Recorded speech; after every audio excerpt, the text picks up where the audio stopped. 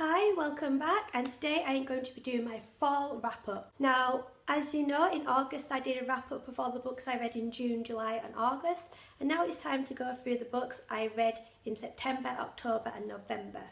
Now these months have been a really good month for me. I've read quite a few books, as you'll see in a minute, so let's just get in and get started. Before I get started, I just want to say I am recovering from a cold, so if you just bear with me, my voice will hopefully not crack. So the first book I read in September was Six of Crows by Leigh Bardugo, and I gave this 4 out of 5 stars. Persuasion by Jane Austen, I gave this 1 out of 5 stars. Fangirl by Rainbow Rowell, and I gave this 3 out of 5 stars. The Wonder by Emma Donoghue, I gave this 4 out of 5 stars. The Handmaid's Daughter by Oliver Pooch, I think that's how you pronounce it, I gave this 5 out of 5 stars. The first book I read in October was Crooked Kingdom by Leigh Bardugo, and I gave this 5 out of 5 stars. Time Lord Fairy Tales, I'm not quite sure who the author is, I gave this 3 out of 5 stars. The Christmasaurus by Tom Fletcher, I gave this 5 out of 5 stars. The Gargoyle by Andrew Davidson, and I gave this 4 out of 5 stars. All the Light We Cannot See by Anthony Dewar, and I gave this 3 out of 5 stars. Three Dark Crowns by Kendall Blake, and I gave this 5 out of 5 stars. And finally, Dracula by Bram Stoker, and I gave this 5 out of 5 stars. In November, I read Teen Titans, and I gave this 5 out of 5 stars. Replica by Lauren Oliver, and I gave this 5 out of 5 stars. Winter's Snow by Carrie Hope Fletcher, again I gave this 5 out of 5 stars. Spectacles by Sue Perkins, I gave this 5 out of 5 stars. Harry Potter and the Philosopher's Stone by J.K. Rowling, illustrations by Jim Kay, I gave this 5 out of 5 stars. All the Bright Places by Jennifer Niven, I gave this 3 out of 5 stars. Queen of the Tailing by Erica Johansson, I gave this 4 out of 5 stars. The Essex Serpent by Sarah Perry, I gave this 3 out of 5 stars. Flashpoint, I gave this 3 out of 5 stars. And the last book I read this fall was Fantastic Beasts and Where to Find Them, the original screenplay by J.K. Rowling. So as you can see, I did read quite a few books and it was a great few months, but I thought I'd best mention my top 3 books of the fall.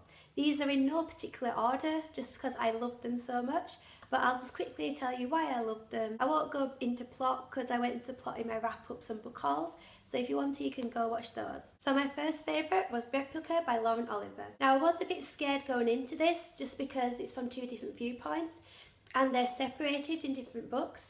It's Lyra's and then on the other side you've got Gemma's.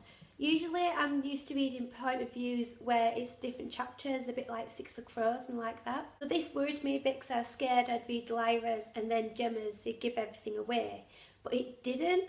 Each side is totally different, and yes, you do get some crossovers, but it's great to see how the characters got to that stage, and it was amazing, and the twists and turns, the ending I did not expect, and I just want to see what happens in the next book, because I'm not sure whether it's going to be a duology or a trilogy, but either way, I'm in it for the long haul now. The next book is Three Dark Crowns by Kendall Blake. This is a story about 3 sisters who are all princesses, and they have to kill each other, and the surviving sister is made the queen. I love this book, but I didn't expect this book to basically be a build-up to the next book, which is where I suspect they start killing each other. This is basically all about the traditions, the lead-up, introducing you to the 3 main characters, and then all their surrounding characters. It was just amazing. The world building was great, and I cannot wait until the second book. I think this might be just a duology. I can't see it being a trilogy. But yeah, it was just amazing. You have to give it a read. And the last book I want to mention is Crooked Kingdom by Leigh Bardugo.